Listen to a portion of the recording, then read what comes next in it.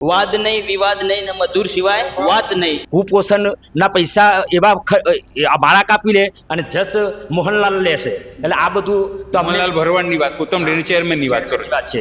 શું કારણ છે એ સરકારને કે અમને ફરજ પાડવામાં આવે છે કે તમારું દૂધ ઉત્તમની અંદર જ જવું જોઈએ, ગાંધીનગરમાં નહીં? બાકી દૂધ તો અમારું હવે મથુરમાં જ છે. મથુર એટલે મથુર ને મથુર સિવાય બીજી કોઈ વાત નહીં. પોતાની તાનાશાહીના કારણે રાજ્ય રજિસ્ટરને પેલી કરી અને ખોટી રીતે સ્ટે લાવી અને દૂધ એકદમ બંધ કરવામાં આવ્યું છે. જેથી બંધ કરવામાં આવ્યું એટલે દિવસનું 60,000 લીટર ગામ તાલુકાનું પશુપાલકોનું જે વેડફાઈ રહ્યું છે રસ્તાની અંદર. આ લોકો ગાંધીનગરમાં જોડાયેલો છે તો અમારું દૂધ શું કરવા ત્યાં આગળ રાખવાની જરૂર હતું? અમારા દહેગામ તાલુકાની અંદર ભાજપ સરકાર છે. ભાજપ સરકારને પણ અમે ઘણી બધી રજૂઆતો કરી, તે છતાંય કોઈ એ લોકો અમારી સાથે રહ્યા નથી. તો શું એ મોદી સાહેબે જે જાહેરાતો કરી છે શું એ ખોટી હશે જાહેરાતો? આમાં કહીએ તો મોહન કાકાની જે તાનાશાહી કરી એ એટલી બધી છે કે કોઈ રજૂઆત એમની સાંભળી શકતું નહીં. કે મોહન કાકા જાણે અને ભાજપ સરકારના જે મોહન કાકાના જે ઉપરના મોટા માથા છે ને, આ બે વ્યક્તિ જ જાણે. ક્યાંક ને ક્યાંક જોવા જઈએ તો જે ઉત્તમ ડેરીના જે સત્તાધીશો છે એ ક્યાંક ને ક્યાંક સરકારની સાથે મળેલા છે. તો આવતીકાલે પણ અમે એક બંધનું એલાન આપ્યું છે. એ પછી પણ અમે જો કદાચ નહીં આવે તો સમગ્ર અમે એક આંદોલન કરીશું, મોટું આંદોલન, જનસંમેલન બોલાવીશું. હવે અમારે જે થાય તે પણ અમારે દૂધ પ્રાઇવેટ વેપારીને વેચશું, બાકી અમારે દૂધ ઉત્તમમાં આપવું નથી. સરકારનો પ્રોગ્રામ થાય, જ્યાં પણ સરકારનો કાર્યક્રમ હોય ત્યાં ફંડિંગ અને આ બધું જે ઉત્તમ ડેરીના જે ચેરમેન છે એમના વતીથી આ સરકારના કાર્યક્રમમાં આવતું હોય છે.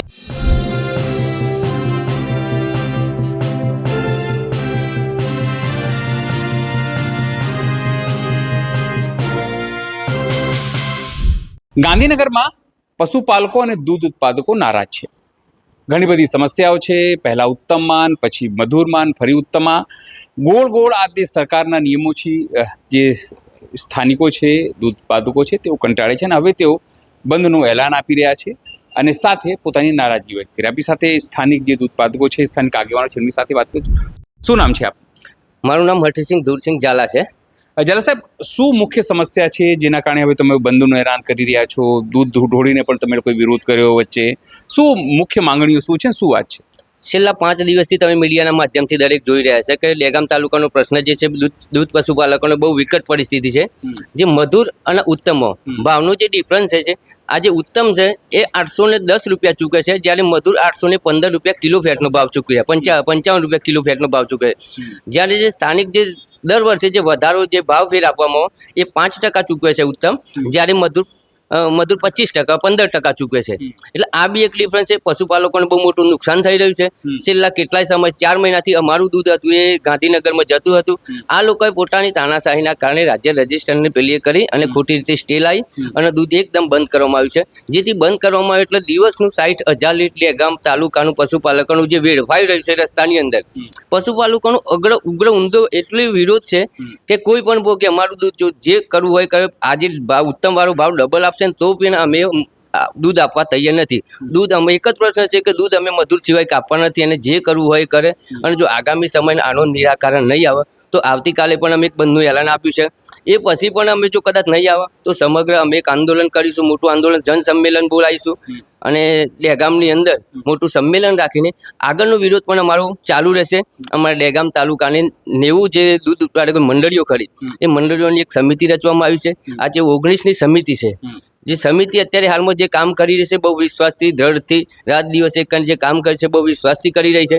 અને સમિતિ જે નિર્ણય લેશે એ પશુપાલકોને માન્ય છે. આવતીકાલનું સદંતર દહેગામ તાલુકાનું ટોટલી ગામડા સુધીનું ટોટલી દૂધ છે, અનાજ છે, કરિયાણા છે, શાકભાજી છે, બધું દરેક સંસ્થાઓ, સંગઠનો બધા આંદોલનમાં પોતાની રીતે સ્વેચ્છાએ જોડાયેલા છે અને સમગ્ર દહેગામ કાજે બંધ રાખવાનું એક દ્રઢ નિશ્ચય કરેલું છે. કાલે કારણ શું છે? ખાલી ભાવ ઓછું મળે છે એ કારણ છે કે બીજું બી કોઈ કારણ છે? આપણે ઉત્તમ જે દૂધમાં નહીં આપવાનું, આમાં ભાવ પહેલાંથી બીજા સંઘો કરતી બહુ ઓછા મળી રહ્યા છે.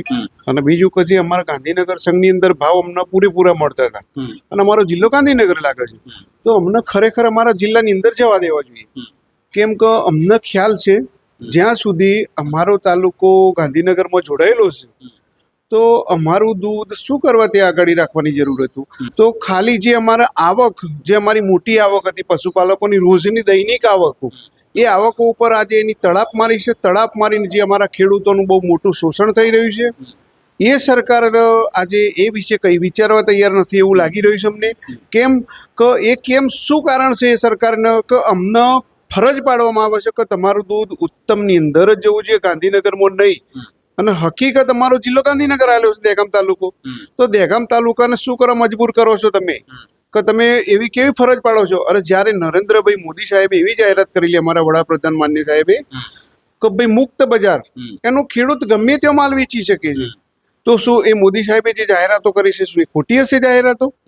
એટલે સત્ય જ હશે તો ખરેખર એના અનુસંધાને મોદી સાહેબ વડાપ્રધાન અમારા માન્યશ્રીએ જો કરેલી હોય આવી જાહેરાતો, તો આવા નિયમો અનુસાર ખોટા એલિગેશન કરીને જો ખેડૂતોનું શોષણ કરતા હોય તો ગેરવેદની વસ્તુ છે. અને મારા વડાપ્રધાન સાહેબ સુધી મારી વાત પહોંચવી જોઈએ એવી હું આપને રિક્વેસ્ટ કરું છું કે વડાપ્રધાનને પણ ખ્યાલ આવવો જોઈએ કે દહેગામ તાલુકાના પશુપાલકોનું આટલું મોટું શોષણ છે, એ એમને પણ ખ્યાલ આવવો જોઈએ આપણા માધ્યમથી. નહીં, ખાસ કરીને વાંધો શું છે મારે જાણવું, એ સમજવું એ છે, લોકોને ખબર પડવી જોઈએ કે જો ભાવ ડિફરન્સ છે એ વાંધો છે આપણો કે પછી બીજું કંઈ? હા, હવે જે ગાંધીનગરની અંદર અમારે 850નો ભાવ ચૂકવાય છે, તો અહીંયા 810નો ભાવ ચૂકવાય છે. એટલે ભાવનો અમારે 40 થી 50 રૂપિયાનો ડિફરન્સ હોય છે. પ્લસ એનો જે ભાવ સંઘભાવ ફેર જે ચૂકવવામાં આવતો હોય છે એ પણ અહીંયાથી 5% ચૂકવવામાં આવે છે ઉત્તમની અંદરથી, જ્યારે મધુરની અંદર 15 થી 16% ભાવ ચૂકવવામાં આવે છે. તો અમારે શું કરવા, અમારું શોષણ કરવા ત્યાં રોકાઈ રહેવાની જરૂર છે? અમને અમારા જિલ્લાનો લાભ મળવો જોઈએ. અમે શું કરવા અમને ત્યાં એમને ગોદી રાખવાની જરૂર છે? નહીં તો આગળ કેમ એ તો આપણને એટલી ખબર પડી ગઈ કે ગાંધીનગર જિલ્લાનું તાલુકો છે તો ગાંધીનગરમાં જ થવું જોઈએ. વર્ષો સુધી ઉત્તમમાં તમે નાખ્યું હતું અને પછી હવે કહે છે કે હવે તમે મધુરમાં નાખો, પછી મધુરમાંથી ફરી કહે છે કે ઉત્તમમાં નાખો. શું લાગે છે, શું કારણ હોઈ શકે છે આ પાછળ? આની પાછળ તો અમને તો એવું લાગે છે કે કદાચ ઉપરના માથા જોડાયેલા હોય. અમારા દહેગામ તાલુકાની અંદર ભાજપ સરકાર છે. ભાજપ સરકારને પણ અમે ઘણી બધી રજૂઆતો કરી, તે છતાંય કોઈ એ લોકો અમારી સાથે રહ્યા નથી. અને એ લોકો એમ કહે છે કે અમને ઉપરથી દબાણ છે, એટલે ઉપરથી ઓર્ડર મળે તો જ તમારું દૂધ ગાંધીનગરમાં ચાલુ થશે. હવે અમારે જે થાય તે પણ અમારે દૂધ પ્રાઇવેટ વેપારીને વેચશું, બાકી અમારે દૂધ ઉત્તમમાં આપવું નથી. આજ સુધી લગભગ છેલ્લા 15 થી 20 વર્ષથી અમારું ટોટલી શોષણ થતું જ આવ્યું છે. નાની બચતના પૈસા કાપી 5 વર્ષ સુધી ત્યાં જમા રાખવામાં આવે છે. પછી કુપોષણ લાડુના પૈસા કરી અને એ પૈસા પણ સંઘમાંથી કાપવા. કુપોષણના પૈસા એવા અમારા કાપી લે અને જસ મોહનલાલ લેશે. એટલે આ બધું તો મોહનલાલ ભરવાડની વાત, ઉત્તમ ડેરી ચેરમેનની વાત કરો વાત છે. એટલે આ બધું અમને યોગ્ય લાગતું નથી. એટલે અમને તો ભલે એ આજે 850 ની બદલે 1500 રૂપિયા ભાવ ચૂકવે તો એ હવે અમારે ઉત્તમમાં જવું નથી. ભલે અમે પ્રાઇવેટ વેપારીને આપશું, બાકી દૂધ તો અમારું હવે મધુરમાં જશે. મધુર એટલે મધુર ને મધુર સિવાય બીજી કોઈ વાત નહીં. બીજું એવું છે કે ઉત્તમની જે કામગીરી અને મધુરની જે કામગીરી છે એમાં બહુ દૈનિક આસમાનનો ફરક છે. મધુરની વહીવટી કામગીરી જે છે એ 4 મહિનાથી જે પશુપાલકો જોઈ રહ્યા છે એકદમ નેટ અને ક્લીન છે. જ્યારે એ દૂધ જ્યારે ઉત્તમમાં આપવામાં આવતું હતું ત્યારે દર ઉનાળાની સિઝન આવે તો દર 2 દિવસે ખાટું છે, આમ થયું છે, તેમ છે, ખોટી રીતે એમ કરીને ભાવ કાપી નાખવાનો આવતો. ઉત્તમ ડેરીમાં આવું કરે? ઉત્તમ ડેરીમાં આ રીતે વહીવટી કામગીરી બહુ ખોટી છે અને પશુપાલકોને ખોટી રીતે આ ભાવ કાપી નાખી અને બહુ નુકસાન આવી રહ્યું. છેલ્લા આટલા ટાઈમથી ફેટ કાપી નાખે, દૂધ ખાટું એસએનએફ કાપી નાખે, દૂધ ખાટું છે આ રીતે કરીએ, કુપોષણનો ભાવ ના. એટલે એટલું બધું બોગસ ચાલે છે કે ખરેખર પશુપાલક એટલો કંટાળી ગયો છે કે હવે તો કોઈ પણ ભોગે ગમે તેટલો ભાવ પણ કોઈ પણ ભોગે આપણે ઉત્તમમાં નહીં, દૂધ તો મધુર મફત લેશે તો મધુરમાં આપીશું, બાકી ઉત્તમમાં તો નહીં જ આપીએ. આપણે સર બીજા જે વાત કરીએ તો 5-7 દિવસથી તમે લોકો વિરોધ પ્રદર્શન કરી રહ્યા છો. તમે તમારા ધારાસભ્યોને બી રજૂઆત કરી હશે, સાંસદોને પણ રજૂઆત કરી હશે, વિધાનસભા પણ અત્યારે અહીંયા ચાલુ છે. તો કેમ તમારી વાત નથી સાંભળવામાં આવતી? કેમ? કારણ દૂધ બી તમે ઢોળ્યું, તમે દૂધ બહોતમાં વિતરણ પણ કર્યું, ઘણું બધું કર્યું. શું લાગે છે કે સરકારની ચિંતા નથી, તમારા લોકોની નારાજગી? આમાં કહીએ તો મોહન કાકાની જે તાનાશાહી ખરી એ એટલી બધી છે કે કોઈ રજૂઆત એમની સાંભળી શકતું નહીં. કંઈ એ એમના સિવાય કોઈ એમનું મુદ્દાની વાત છે ખરું એ બોલે એ ફાઇનલ એવી વાત છે. એટલે મોહન કાકા કદાચ એવું આ મારા ઉપર રેન કરે કે ભાઈ તમે મધુરમાં જાઓ તો જવાશે, પણ એ કદાચ નહીં કરે તો પણ પશુપાલકો મધુર સિવાય બીજા ક્યાંય દૂધ આલવા તૈયાર નથી. એટલે તમારે મરજી અહીંયા જોવામાં નથી આવી રહી, એ ડેરીએ નક્કી કર્યું છે. હા. અચ્છા, આપણી સાથે બીજા પણ એક આગેવાન છે. શું નામ છે આપનું સર? પ્રફુલભાઈ રબારી. તમે લોકો તો દૂધ ઉત્પાદકો છો, દૂધ પીવડાવો છો તમામ લોકોને. મારે એકચ્યુઅલી એ જાણવું છે હવે કે એવું તો શું છે કે તમને જબરજસ્તી ઉત્તમમાં જ નાખવાનું? તમારી મરજીનો સવાલ છે, જ્યાં તમે દૂધ આપવા ઈચ્છો એમ. એવું તો કેવું બંધારણ કર્યું છે આ લોકોએ કે તમે તમે ઉત્તમમાં જ નાખો, આમાં ના નાખો, આપણે મધુરમાં ના નાખો? આના માટે તો હું એક જ કહીશ કે મોહન કાકા જાણે અને ભાજપ સરકારના જે મોહન કાકાના જે ઉપરના મોટા માથા છે ને, આ બે વ્યક્તિ જ જાણે. આની અંદર સરકાર પણ જાણતી નથી એવું બની શકે. પણ મારું તો તમારા મીડિયાના માધ્યમથી એટલું જ કહેવું છે કે દૂધનું દૂધ ને પાણીનું પાણી કરવું હોય તો તમે મધુર ડેરી અને ઉત્તમ ડેરી 10 વર્ષના તમે વેબસાઇટ ઉપરથી આના રેકોર્ડ માગશો તો આપોઆપ તમને જાણવા મળશે કે દહેગામ તાલુકાના ખેડૂતો છેલ્લા 30 વર્ષથી કેટલા જ્યારથી ગાંધીનગરથી અમદાવાદથી જ્યારથી ગાંધીનગરમાં સમાવેશ થયો એ પછી કેટલું એમનું શોષણ થઈ રહ્યું છે એ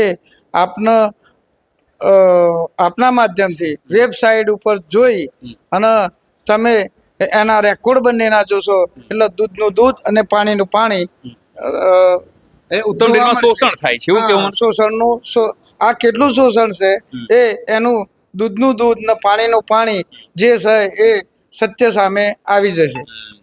હવે તમે લોકો આટલા બધા નારાજ છો અહીંયાથી, આગામી દિવસો આગામી દિવસોમાં સ્થાનિક સ્વરાજની ચૂંટણીઓ છે, તો આ લોકોને ડર નથી લાગી રહ્યો કે જો આ લોકો નારાજ થશે દૂધ ઉત્પાદકો તો આપણને નુકસાન થઈ શકે? ક્યાંક ને ક્યાંક જોવા જઈએ તો જે ઉત્તમ ડેરીના જે સત્તાધીશો છે એ ક્યાંક ને ક્યાંક સરકારની સાથે મળેલા છે.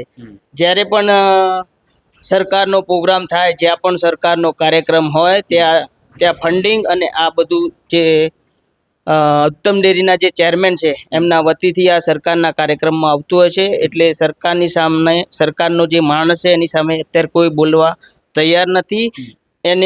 એની બદલીમાં અત્યારે દહેગામ તાલુકાના પશુપાલકો હેરાન થઈ રહ્યા છે, બહુ પરેશાન થઈ રહ્યા છે. આવનારા સમયમાં આવતીકાલે દહેગામ બંધનું એલાન પણ આપવામાં આવ્યું છે. આવનારા સમયમાં જ્યાં સુધી પશુપાલકો અને ખેડૂતોને ન્યાય નહીં મળે ત્યાં સુધી આ ઉગ્ર આંદોલન યથાવત રહેશે. અને જ્યાં સુધી મધુરમાં દૂધ નહીં નાખવામાં આવે ત્યાં સુધી ઉત્તમમાં તો આજે નહીં અને કાલે પણ નહીં નાખવામાં આવે એવું તમામ ખેડૂતો અને પશુપાલકોનું માંગણી છે. વાદ નહીં, વિવાદ નહીં ને મધુર સિવાય વાત નહીં, એનો એક સ્લોગન આપવામાં આવ્યો છે દહેગામના પશુપાલકો દ્વારા.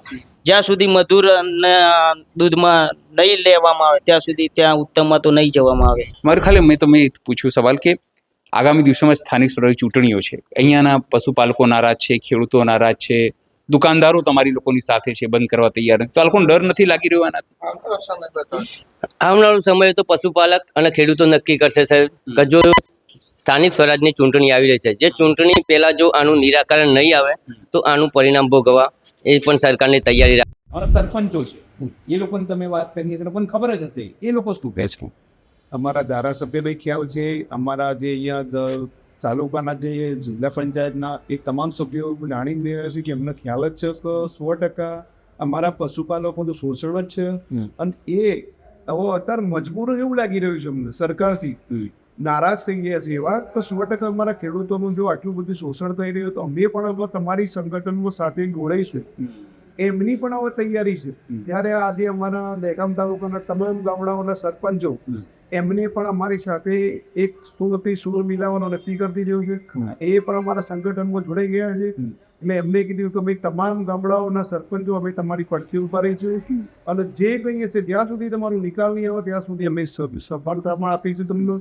બીજું કે તમારું દૂધ જ્યાં સુધી ગાંધીનગર સંઘની અંદર નહીં લેવામાં આવે જ્યાં સુધી તમારી લડત ચાલુ રહેશે, સતત તમારી લડાઈ તમારી સાથે રહેશે. બધાની તાલુકા પંચાયત, જિલ્લા પંચાયત, તમામ સરપંચો અને સદસ્યો એ પણ સંમત છે બધા.